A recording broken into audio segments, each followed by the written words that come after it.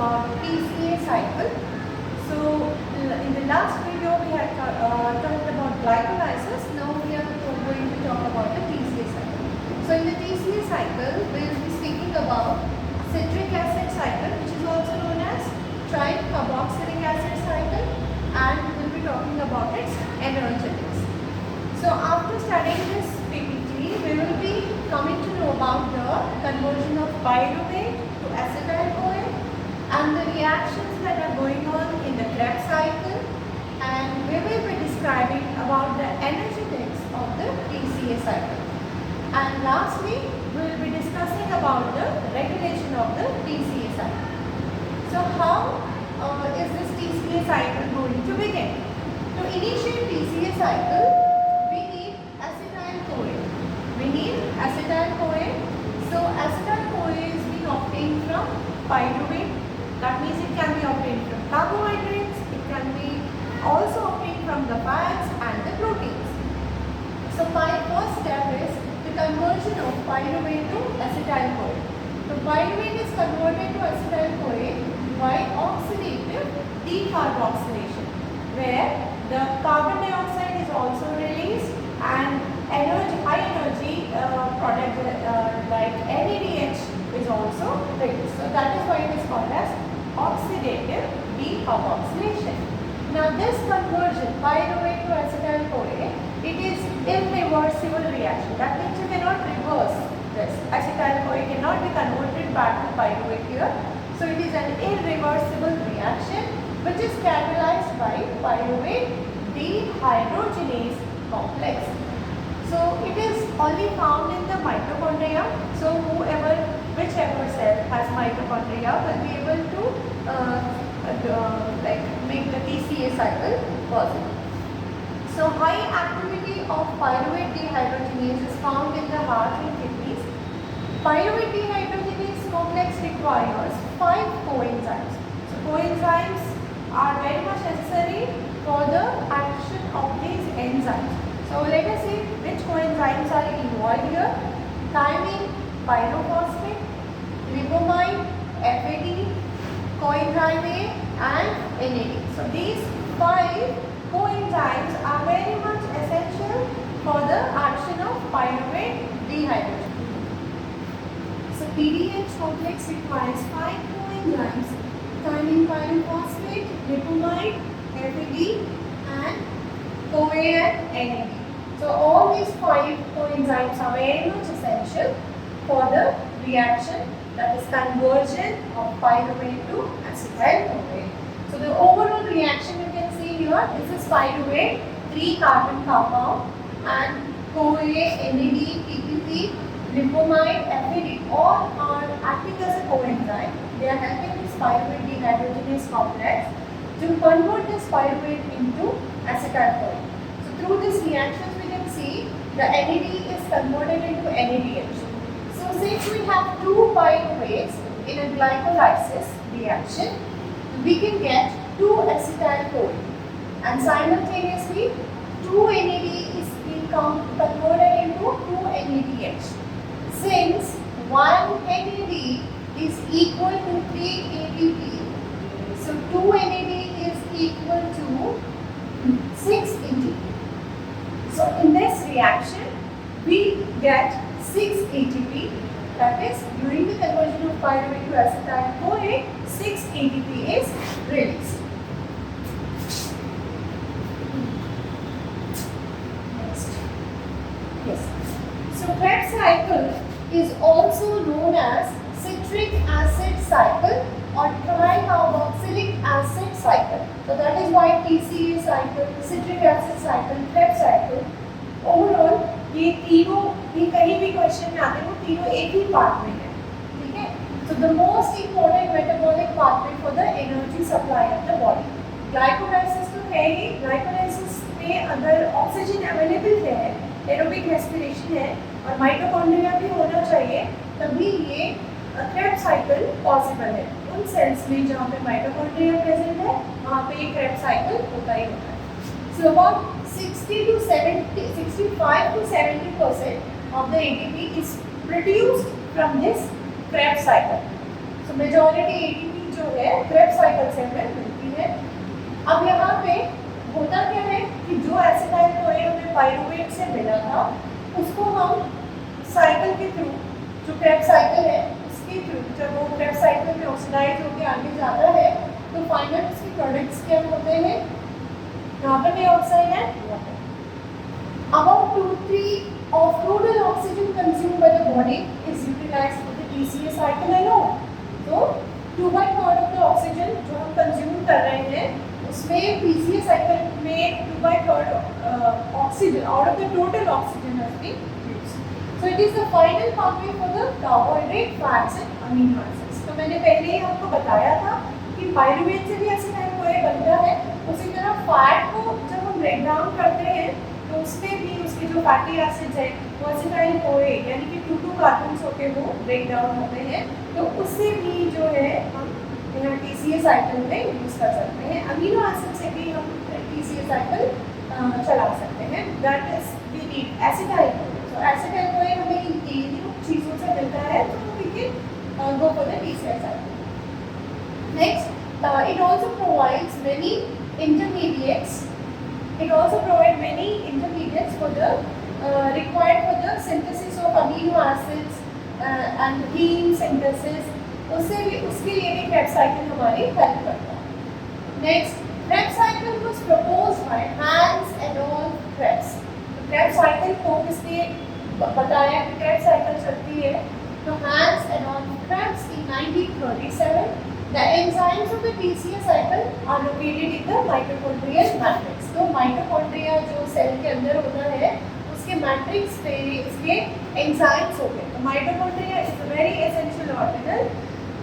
Krebs cycle basically involves combination of 2 carbon acetyl CoA with 4 carbon oxaloacetate to produce 6 carbon citrate. तो Krebs cycle का सबसे first step क्या होता है कि जो 2 कार्बन वाला एसिटाइल CoA है वो ऐड हो जाता है 4 कार्बन वाले ऑक्सालो एसिटेट से, फिर ये दोनों मिलकर प्रोड्यूस करते हैं 6 कार्बन वाला सिट्रेट। तो सिट्रेट फॉर्मेशन सबसे पहला स्टेप है TCA साइकिल का।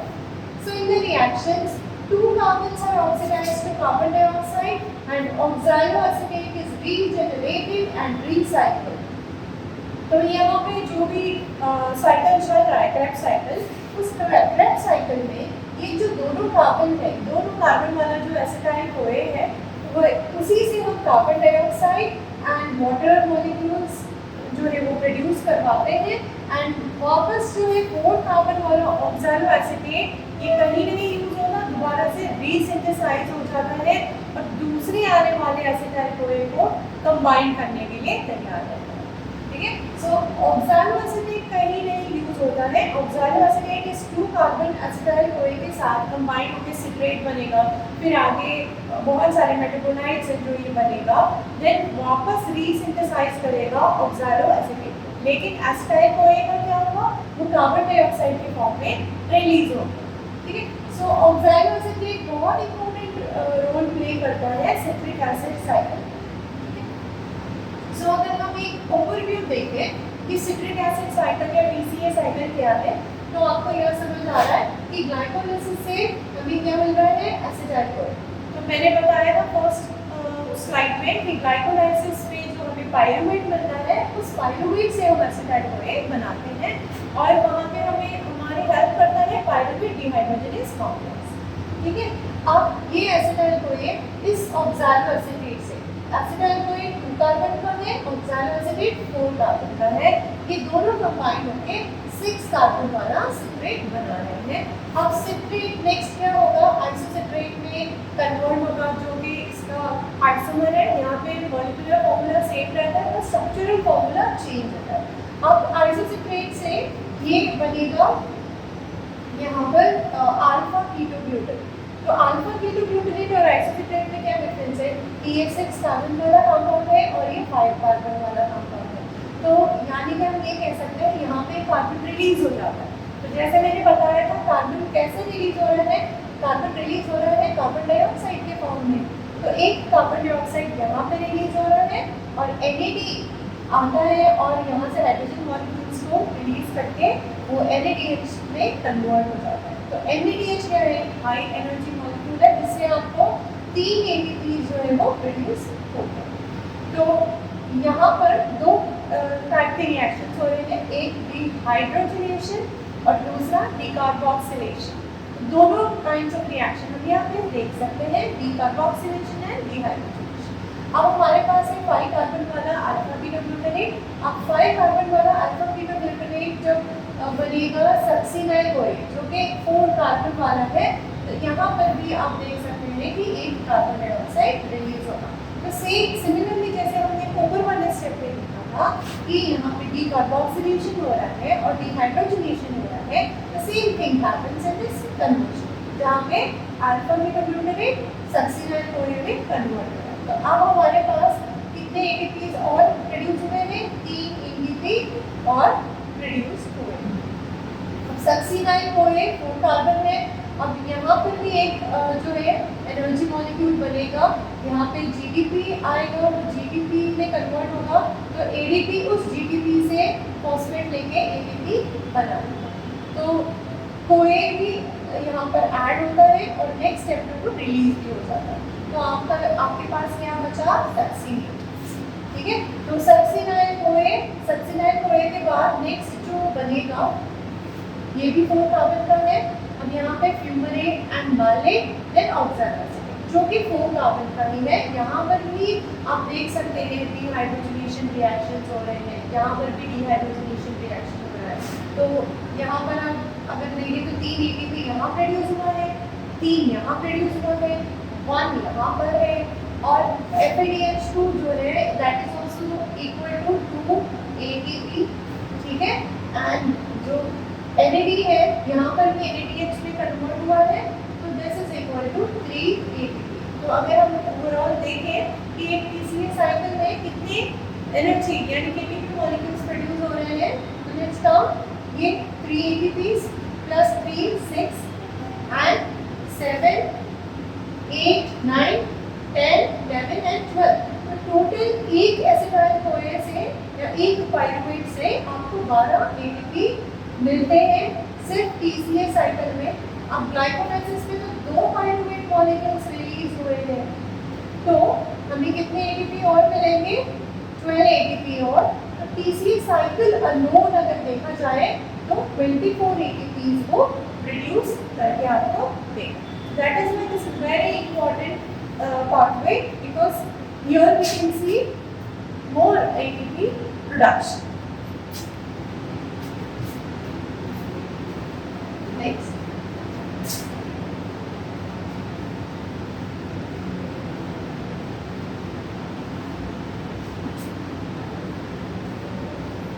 Next we will discuss individually the reactions of the glycolysis. जैसे अभी हमने ग्लाइकोलाइसिस का पाथवे देखा ओवरऑल, तो हम इंडिविजुअल रिएक्शंस देखेंगे कि क्या हो रहा है।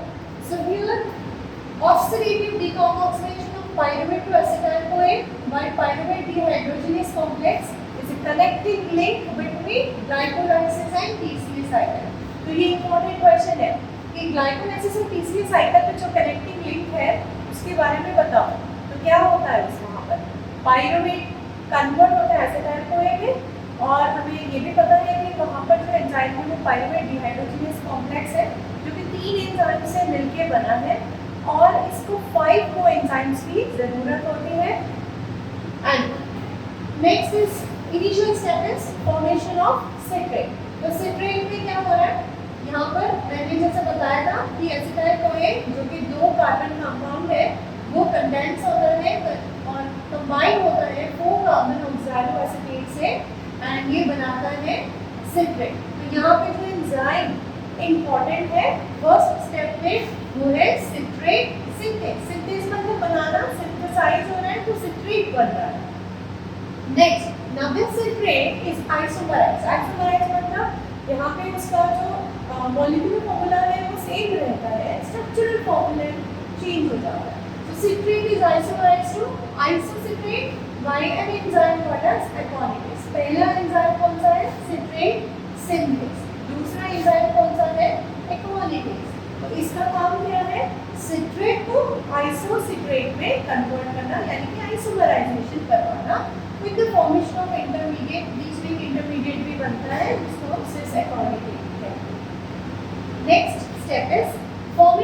Alpha keto glutarate, alpha K G करके भी हम लिखते हैं शॉर्ट फॉर्म में इसको। तो इस अल्फा कीटो ग्लूटारेट को बनाने के लिए हमें एंजाइम चाहिए आइसोसिट्रेट डिहाइड्रोजिनेज, क्योंकि जो ऊपर वाला मॉलिक्यूल है वो है आइसोसिट्रेट। आइसोसिट्रेट से ही आप अल्फा कीटो ग्लूटारेट बना रहे हो। तो मैंने यहाँ पे आपको बताया था कि इस जो रिएक्शन है इसमें दो चीज़ें होती हैं, एक रिमूवल ऑफ कार्बन डाइऑक्साइड जिसको हम डीकार्बोक्सिलेशन कहते हैं, और यहाँ पर डिहाइड्रोजिनेशन भी होता है जिसके चलते NAD is converted to NADH2, है ना। तो this NAD is converted to NADH2 क्योंकि इम्पोर्टेंट स्टेप है, क्योंकि यहाँ पे कार्बन डाइऑक्साइड रिलीज हो रहा है और एनर्जी मॉलिक्यूल भी बन रहा है। सो एंजाइम आइसोसिट्रेट डिहाइड्रोजिनेज है जो इस रिएक्शन को कैटेलाइज कर रहा है and converting isocitrate to oxalosuccinate and then to alpha keto glutarate. तो फाइनली बीच में एक ऑक्सैलो सक्सिनेट इंटरमीडिएट है, देन फाइनली ये अल्फा कीटो ग्लूटारेट फॉर्म करेगा। So formation of NADH and liberation of carbon dioxide occur, and ये यहाँ का इंपॉर्टेंट स्टेप है। तो you need to mention this when you write the or draw the KCA cycle. Next, coming to the conversion of alpha ketoglutarate to succinyl CoA. अब ये हमारा 5 carbon compound है, ठीक है। इसको हमें बनाना है सक्सिनाइल CoA में, जो कि एक 4 कार्बन कंपाउंड है, ठीक है। तो जाहिर सी बात है कि यहाँ भी कार्बन डाइऑक्साइड रिलीज होगा, तभी तो एक कार्बन कम होगा। This step is carried out through oxidative decarboxylation, oxidation भी हो रहा है एंड डिकार्बोक्सिलेशन भी हो रहा है, catalyzed by the enzyme alpha ketoglutarate dehydrogenase complex.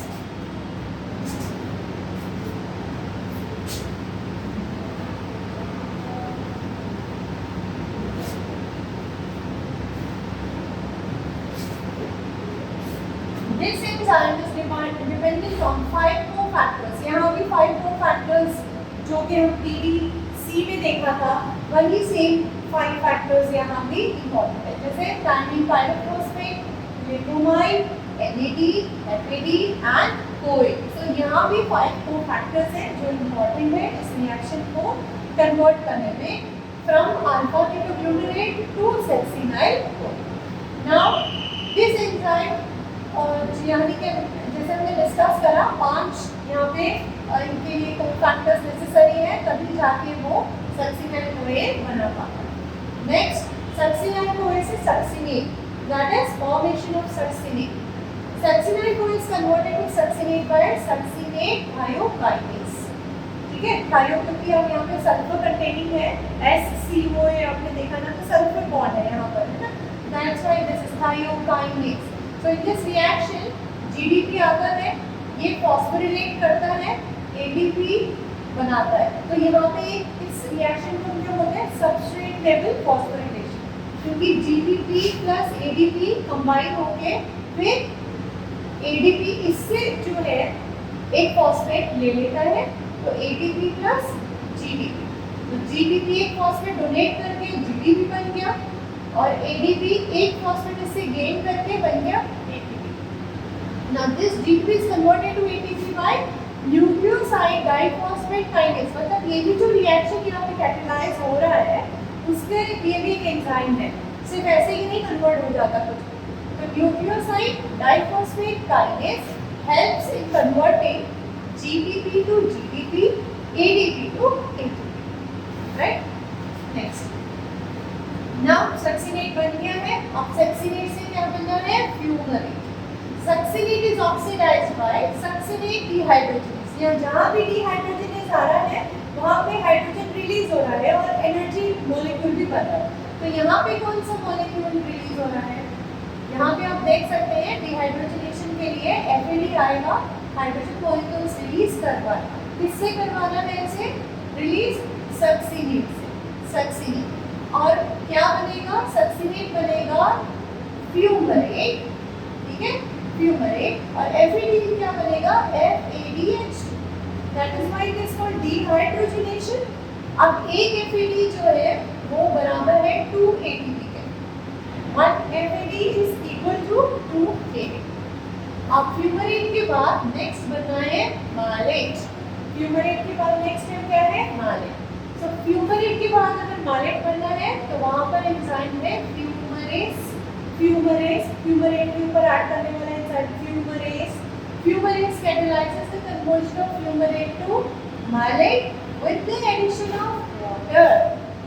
यहाँ वाटर मॉलिक्यूल ऐड होगा, डिहाइड्रेशन होगा, है ना। सो फ्यूमरेट जो है वो मालेट बनेगा। एंजाइम कौन सा है? Fumarase. Next step is conversion of malate to oxaloacetate. अब देखो यहाँ पर वापस ये 4 कार्बन ऑक्सैलोएसिटेट वापस जनरेट हो गया। अब इसका काम क्या है? नेक्स्ट आने वाले एसिटाइल कोए से कंबाइन होना है और उसको बनाना है सिट्रेट। तो ये साइकिल चलती रहेगी। वहाँ पे सिर्फ यूज क्या हो रहा है? एसिटाइल कोए जो कि हमें कार्बोहाइड्रेट से मिल रहा है या फैट से मिल रहा है या प्रोटीन से मिल रहा है। Now malate is then oxidised to oxaloacetate by malate dehydrogenase. एक डिहाइड्रोजिनेशन यहाँ भी हो रहा है तो मतलब यहाँ भी एटीपी रिलीज होगा, तो इसके लिए आएगा NAD। ठीक है, अब ये हाइड्रोजन मॉलिक्यूल्स रिलीज करवाएगा मालेट से और मालेट बनेगा ऑक्सैलोएसिटेट और NAD क्या बनेगा? NADH2। ठीक है, तो ये NADH2 again it is equal to DATP। तो ये लास्ट डिहाइड्रोजनेशन स्टेप है इसके साइकिल का। अब क्या होगा? जो ऑक्सैलोएसिटेट रीजनरेटेड है यानी कि जो बना है which can combine with another molecule of acetyl-CoA, new molecule of acetyl-CoA, और ये साइकिल कंटिन्यू होती रहेगी जब तक acetyl-CoA आता रहेगा। ठीक है? Yes.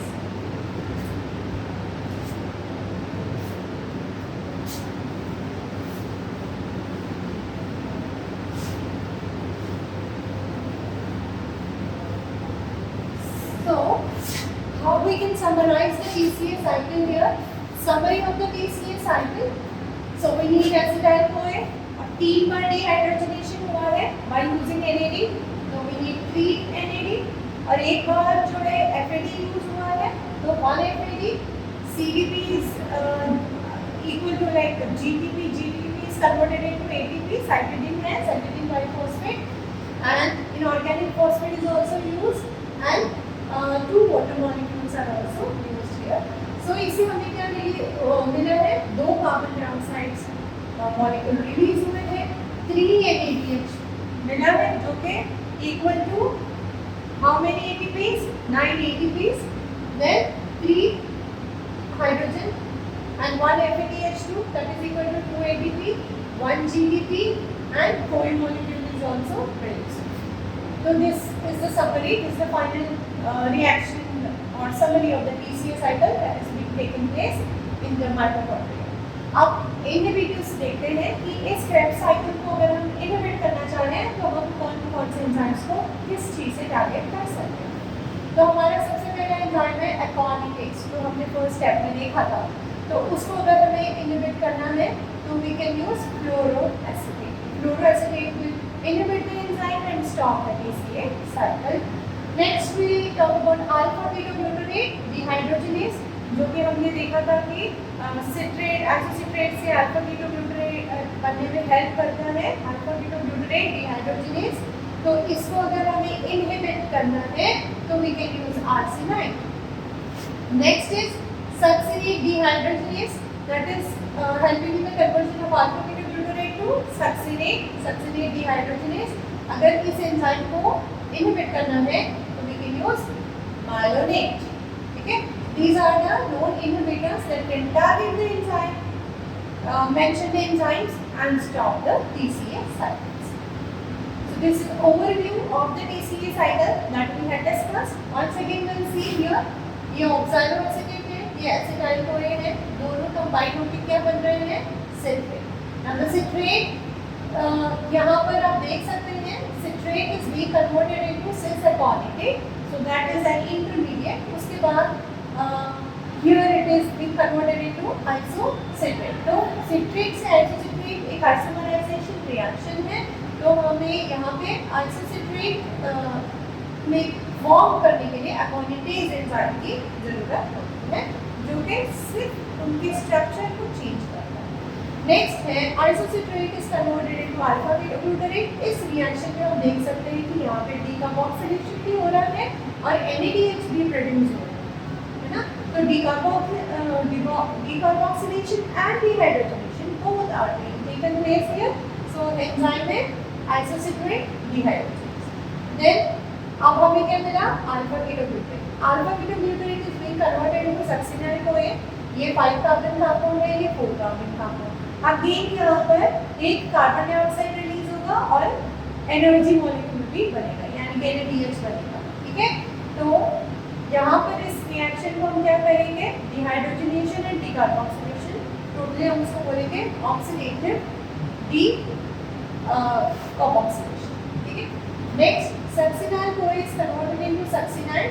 Succinyl CoA syntheses enzyme है, एक सबस्ट्रेट लेवल फॉस्फोरिलेशन है और यहाँ पे जो एनर्जी है that is being conserved in the form of GTP and GTP is converted into ATP। उसके लिए भी different enzyme.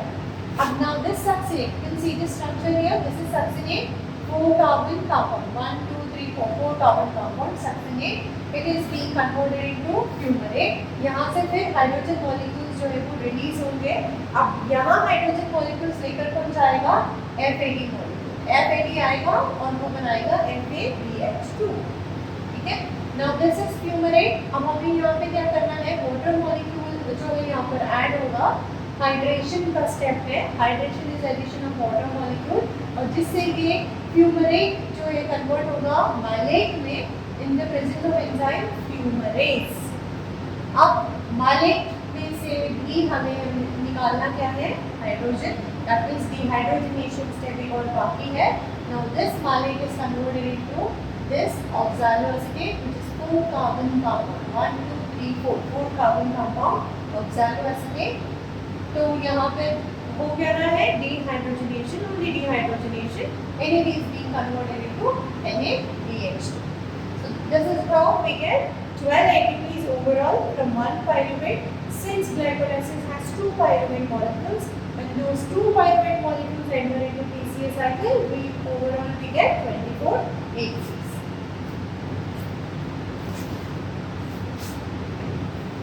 Next. So this is the energetics. After passing the TCA cycle, it is mandatory to mention the energetics. So energetics में हमें ये पता चलता है कि how many ATPs are being released in the reaction.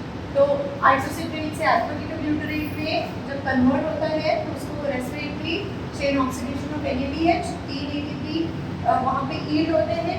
Alpha beta butyrate तो succinyl CoA वाला step है, वहाँ पर भी 3 ATP यील्ड होते हैं।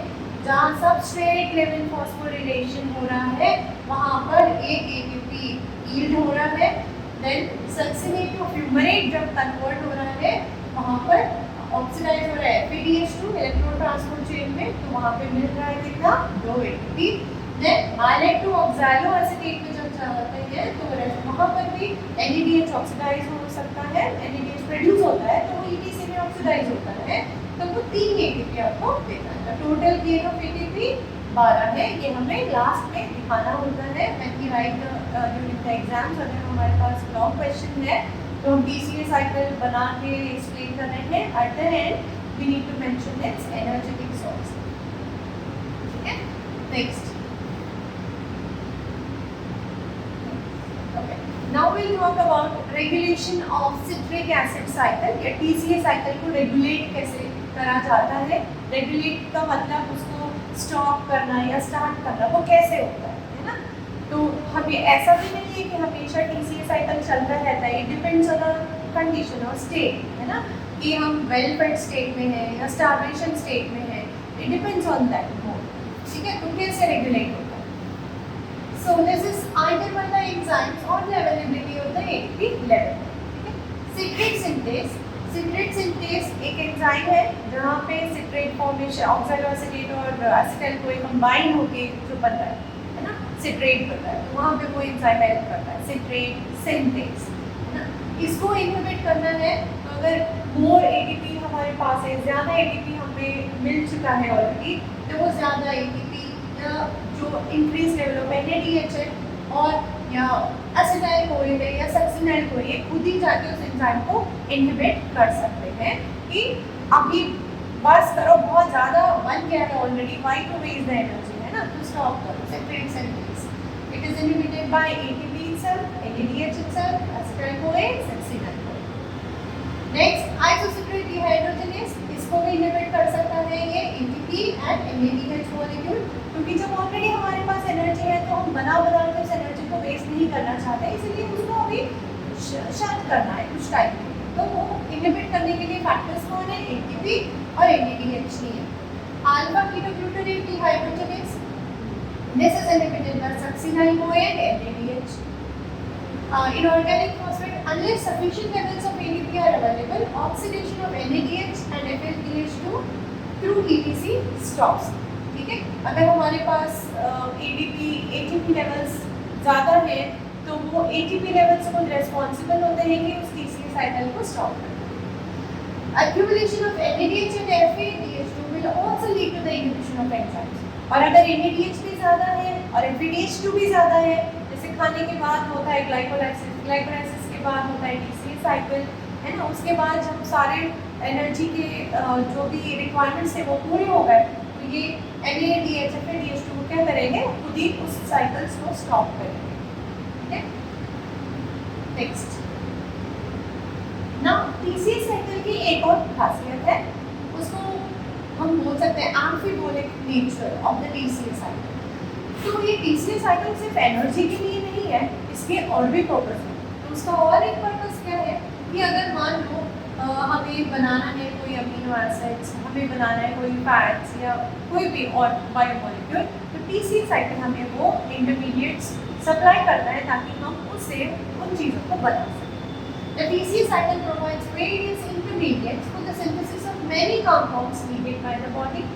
TCA cycle is both catabolic and anabolic. ये breakdown वाला pathway भी है जहाँ पे acetyl-CoA टूट रहा है, carbon dioxide and water release हो रहा है, लेकिन ये कंस्ट्रक्टिव pathway भी है, मतलब इसके जो इंटरमीडिएट्स है वो नया कोई बायोमोलिक्यूल बनाने के लिए भी हेल्प करता है। ठीक है, सो इसीलिए इसको एम्फीबोलिक कहा जाता है। एम्फी का मतलब सिर्फ ये कैटाबॉलिज्म ही नहीं, यानी कि ब्रेकडाउन ही नहीं, ये anabolism otherwise known as formation में भी हेल्प करता है। तो क्योंकि ये दोनों में हेल्प करता है इसीलिए इसको बोलते हैं एम्फीबोलिक। आपने सुना होगा ना एम्फीबियंस, एम्फी वो वर्ड यूज होता है, क्यों? क्योंकि वो ज़मीन पर भी रह सकते हैं, पानी में भी रह सकते हैं। इसी तरह ये एम्फीबोलिक है क्योंकि ये कैटाबॉलिक और एनाबॉलिक दोनों ही करता है। Now the TCA cycle is actively involved in the gluconeogenesis, transamination and deamination reactions.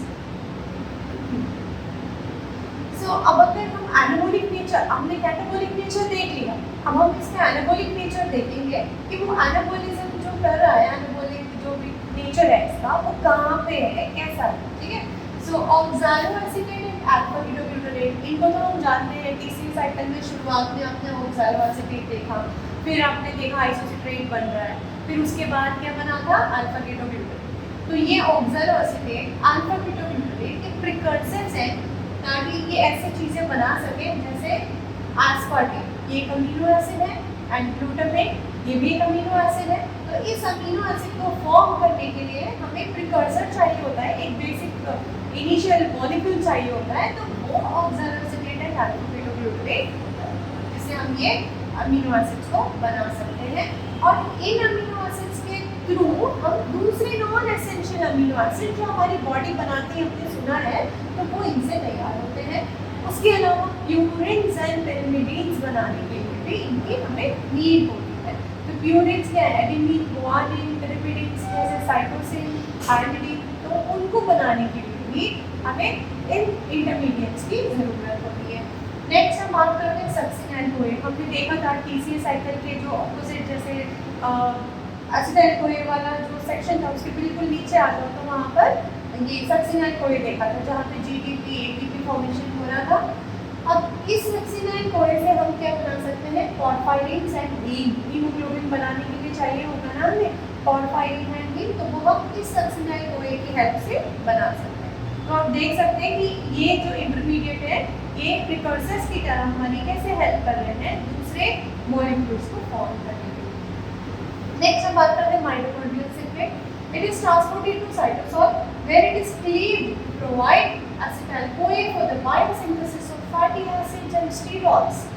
मतलब ये कि जो सिट्रेट है, जो सिट्रेट हमारे पास था ऑक्सैलोएसिटेट या एसिटाइल-CoA बनके जो सिट्रेट बना था, उस सिट्रेट को साइटोसोल में यानी कि माइटोकॉन्ड्रिया से जो बाहर है साइटोसोल, जो साइटोप्लाज्म है, वहाँ पे ट्रांसपोर्ट करवा के इसको क्लीव करके इससे एसिटाइल-CoA निकाल के इससे हम सिंथेसाइज कर सकते हैं फैटी एसिड्स या फिर स्टेरॉइड्स। नेक्स्ट है एनाप्लूरोसिस। एनाप्लूरोसिस और एनाप्लूरोटिक रिएक्शंस क्या होता है? The reactions concerned with filling of the intermediate of the TCA cycle are called anaplurotic reaction or anaplurosis। मान लो अगर हमारे TCA cycle के इंटरमीडिएट्स नहीं है या कम है, हमें बनाना है TCA cycle, चलाना है TCA cycle, तो जो मेथड्स हम यूज करके उसके इंटरमीडिएट्स बना रहे हैं, जैसे अल्फा कीटोग्लूटरेट बना रहे हैं, जैसे सक्सिनाइल-CoA बना लिया है ना, तो ये हम क्या कर रहे हैं, उस साइकिल में जो गैप है उसको फिलअप कर रहे हैं। तो उस गैप को फिलअप करने वाले जो रिएक्शन है उनको हम बोलते हैं एनाप्लूरोसिस या फिर एनाप्लूरोटिक रिएक्शंस। Thank you.